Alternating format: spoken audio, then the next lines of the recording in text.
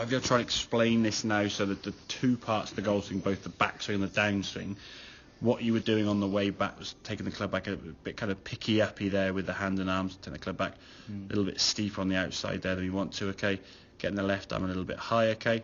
Club going up a little bit steeper now as you go to the top of the backswing. Then as you start coming back down, there's a little bit of an early cast and release. So the club now is kind of hinged up here. So the club now and the hands are level above your hips, okay? If we look when the club goes back here now on the better takeaway, so that's working back now, kind of up the shaft a little bit better. You can see when the club now is level with the hands, how much lower your left hand, your hands are now beneath your hip line, whereas up here, they're above it, okay?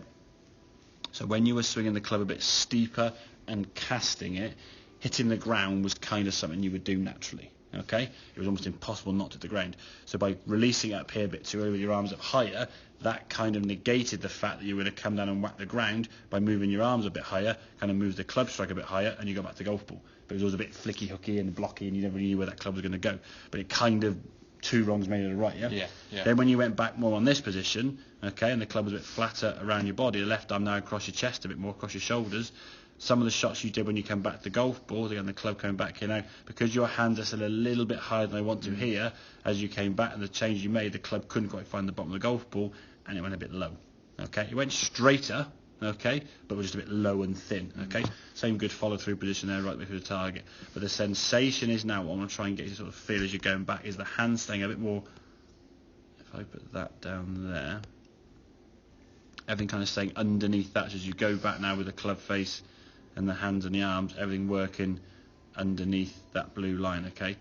So we're keeping a nice sort of rotation. You just swing playing around that blue line, nothing sort of getting out and over the top, or the club's not tipping forward too much, okay? I think a little bit of that's a bit, and again, it could be, I mean, you haven't played much in the winter now, so you could have been busy with work, but if, when you are playing, you know, you used to wear shorts in freezing cold weather, and there was summer anyway, you're wearing more layers than you normally would do, so physically you're not going to be as warm. And again, I always say to people, when you come off the golf course and your hands are cold, you try texting, you try taking your jumper off or your buttons or turning your shoe, your hands are like, ugh, I can't even move them. So if your hands are that cold, your body's going to be in a similar kind of state.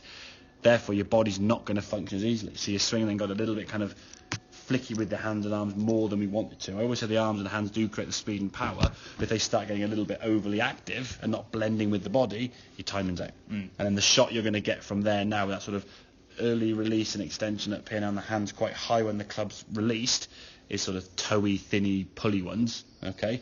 And then to try and compensate for that, you pick the club up steeper to try and get that angle back into the golf ball. And it kind of figured out where the ball was.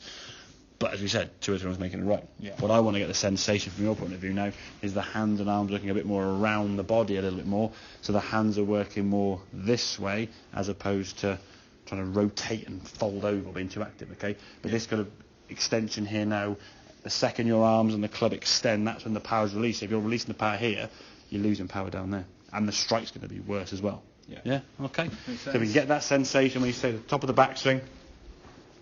From here now, arms working back, hands nice and inside. When we're doing this with the club face, we're whipping it way inside, okay? That's obviously an old swing thought we had from years ago, or a year ago, okay?